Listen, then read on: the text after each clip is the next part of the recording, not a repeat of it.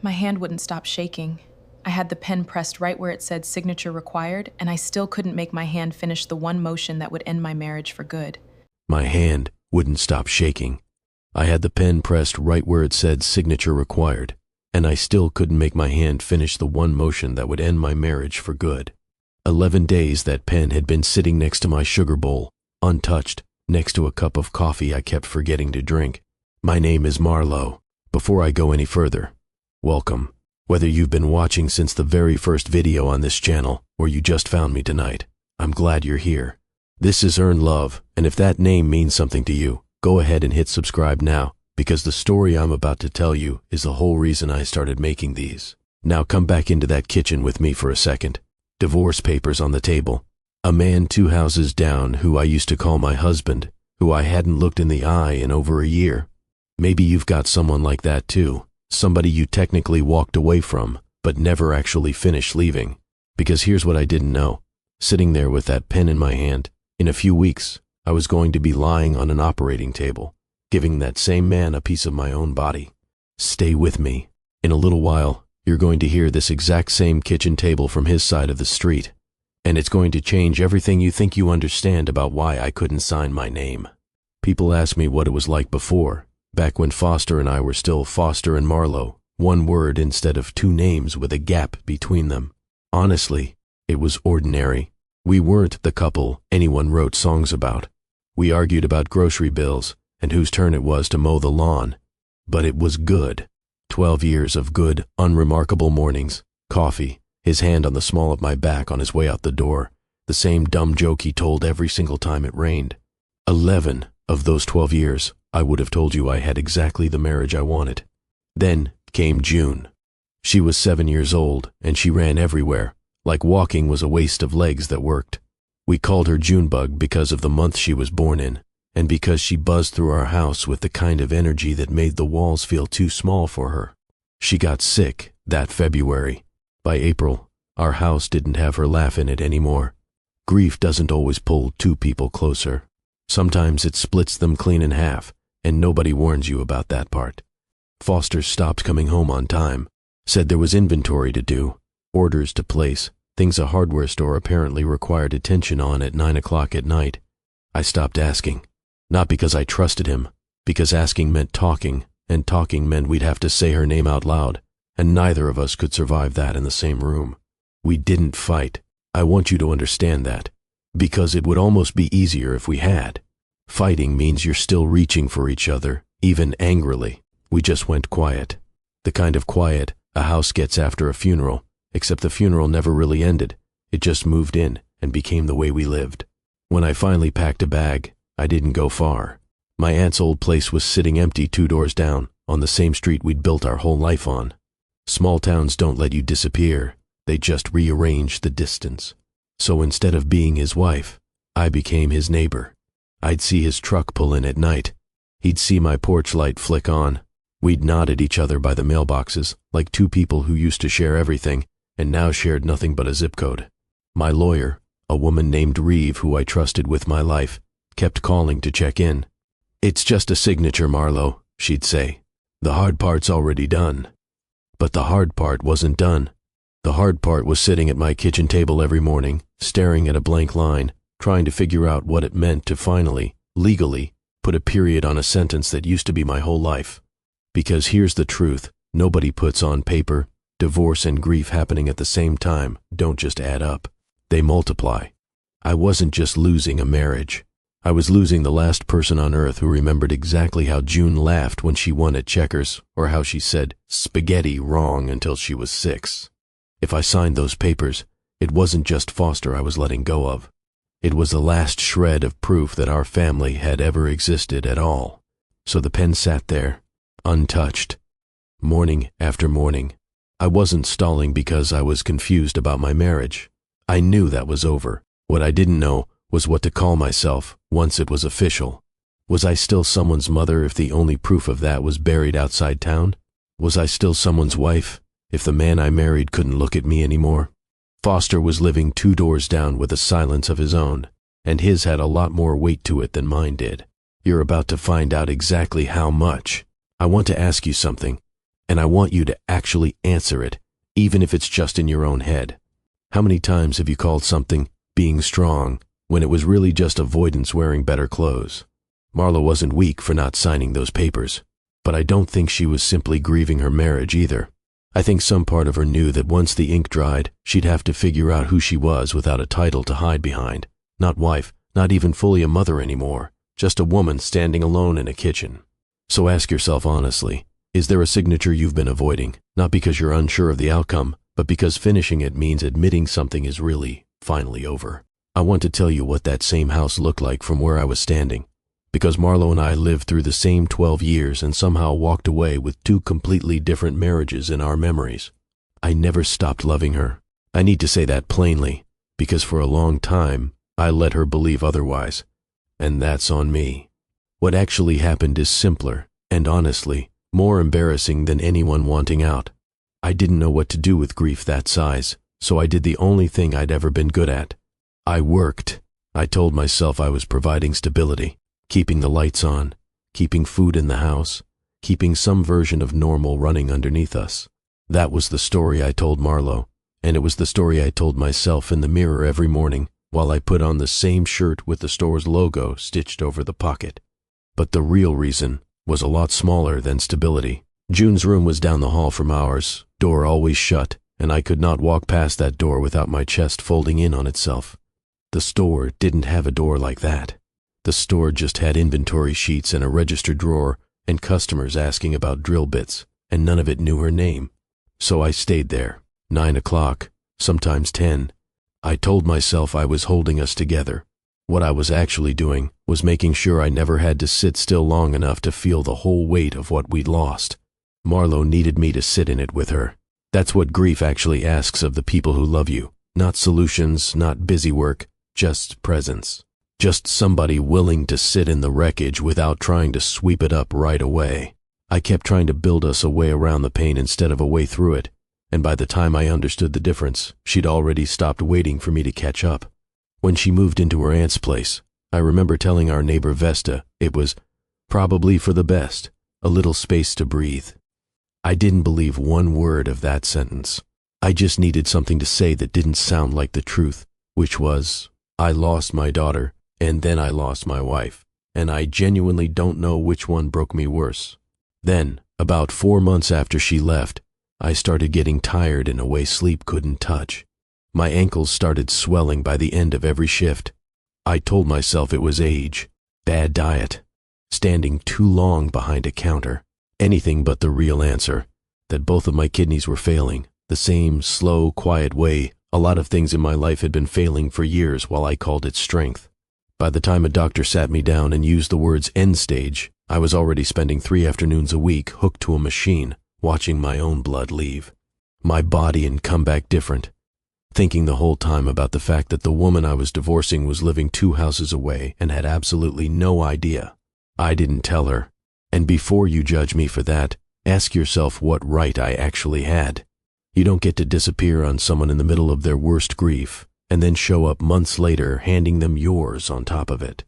That felt like one more thing I'd be taking from her, not giving her. But this is a small town. Nothing stays buried here longer than a week or 2, no matter how hard you try. Now you've heard my side of that silence, and I know exactly how it sounds. Pride, maybe cowardice, probably both. But Vesta already knew what was happening to me before Marlo ever did. And what she decided to do with that secret is the reason the rest of this story exists at all. I think a lot of us do exactly what Foster did.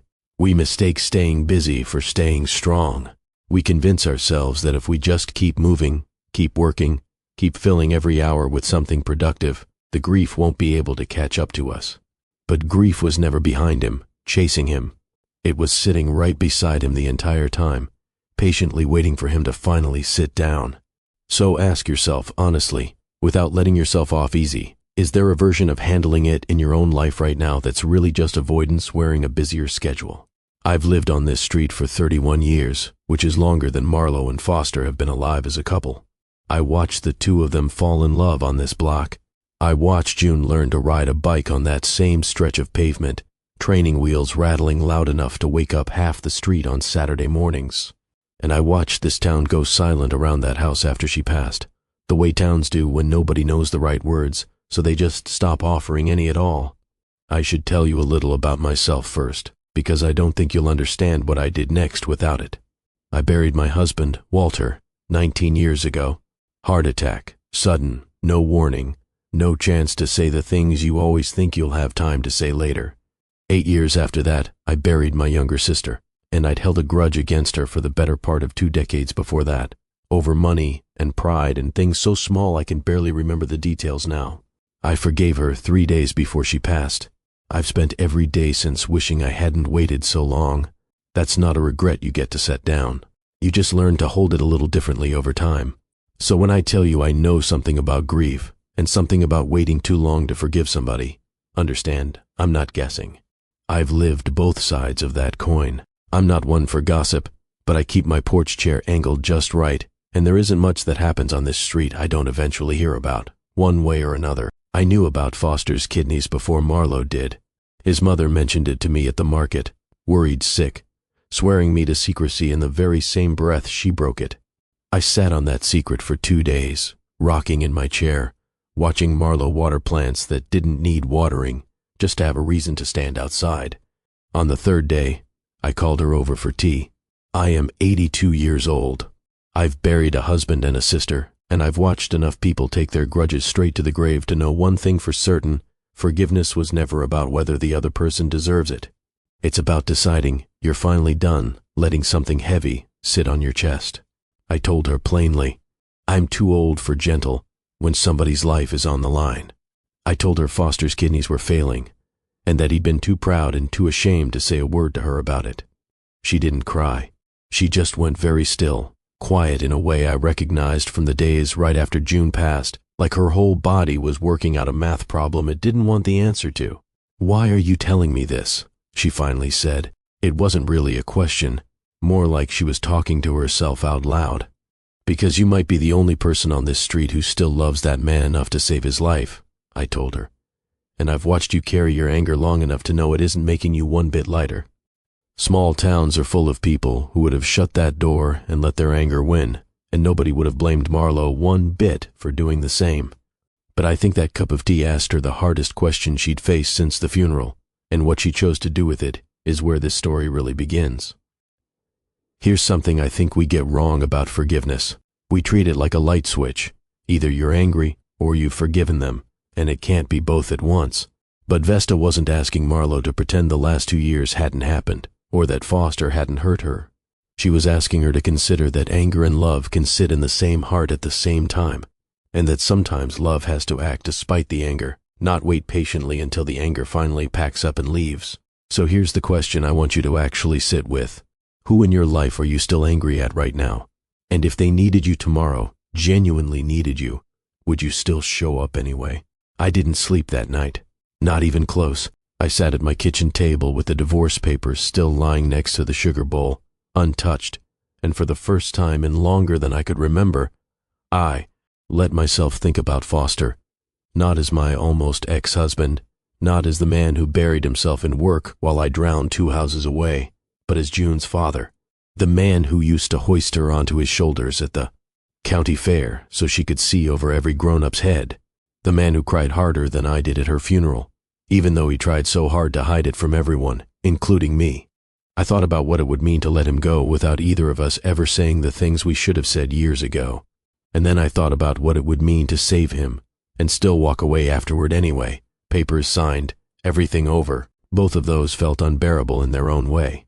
So somewhere around 4 a.m, I stopped trying to figure out which one I could actually live with, put on my shoes, and drove myself to the hospital to ask about getting tested. I didn't tell Foster. This wasn't going to be some grand gesture performed for an audience. I needed to find out, on my own terms, whether I was even capable of helping him before I let either of us hope for anything. The results came back 6 weeks later. A transplant coordinator called my cell phone and told me I was a match. Not a decent one either. A near-perfect one. I sat in that parking lot for a long time after I hung up. I want to be honest about what I felt, because it wasn't some sweeping wave of old love rushing back in like the movies would have you believe. It was smaller than that. And stranger. It was clarity. Whatever was left of what Foster and I used to be, it clearly wasn't nothing, and I didn't want to spend the rest of my life knowing I'd let him go because of pride, or grief, or the wreckage of a marriage that ended the way ours did. I drove straight to his house before I could talk myself out of it. He opened the door pale, thinner than I'd ever seen him, and the second he saw my face, he knew exactly why I was standing there. "Vesta," he said, not even a question. I nodded. Neither of us needed to say anything more about that part.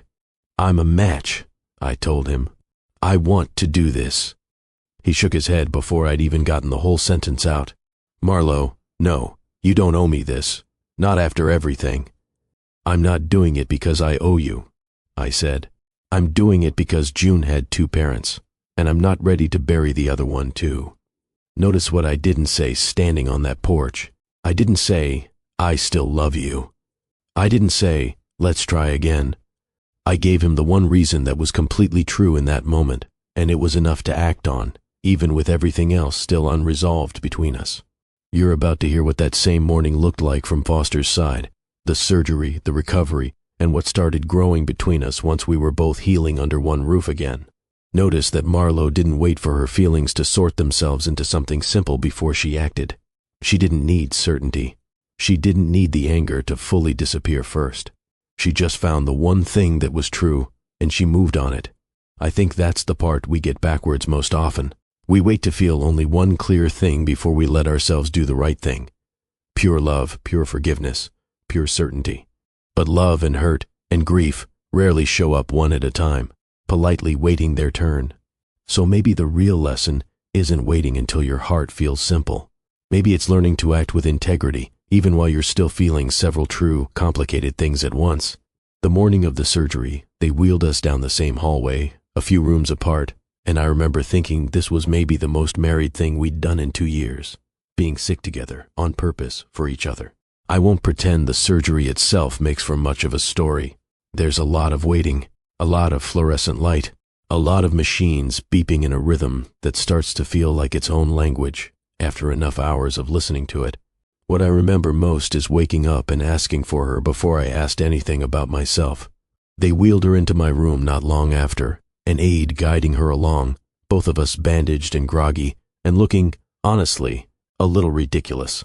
But when she reached her hand across the gap between our beds, I took it, and something in my chest loosened that had been clenched shut since the day June died. "You didn't have to do this," I said, my voice wrecked from the anesthesia. "I know," she said. "That's kind of the point." Recovery took weeks. She was next door, technically still my neighbor, technically still my soon-to-be ex-wife, and somehow she was at my house almost every single day, bringing soup, checking my incision, sitting with me through long evenings while my body slowly remembered how to be one working kidney instead of two failing ones. We talked more in those 6 weeks than we had in the 2 years before them. Not about the divorce, about June, about the guilt we'd both been carrying separately, when it turned out we could have carried it together the entire time, if either of us had just been brave enough to say so, about how sorry we were, not in the performative way people say sorry just to end an argument, but the slow, specific way that only comes from finally understanding exactly what you did, and exactly what it cost the person across from you. One evening, sitting on the porch steps with her knee resting against mine, she looked over and said, "I don't know what we are anymore." "Neither do I said. "But I know I don't want you to leave when the soup runs out." She laughed, really laughed, for the first time in longer than I could remember hearing from her. And something about that sound undid me more than the surgery ever had. I won't tell you we fell back into each other's arms that night, because that's not what happened, and this was never going to be that kind of story. What happened instead was smaller, and a good deal more honest. She reached over and took my hand again, the same way she had in that hospital room, and we sat there until the streetlights came on. Two people who had lost a child in a marriage and had somehow, against every bit of logic either of us could come up with, found our way back to being gentle with each other. It wasn't a reunion. Nobody proposed a toast. There was no music swelling behind us. It was just two tired, healing people choosing, one evening at a time, to keep showing up for each other, and then doing it again the next night. I think that's closer to how real love actually works than anything I'd seen in a movie.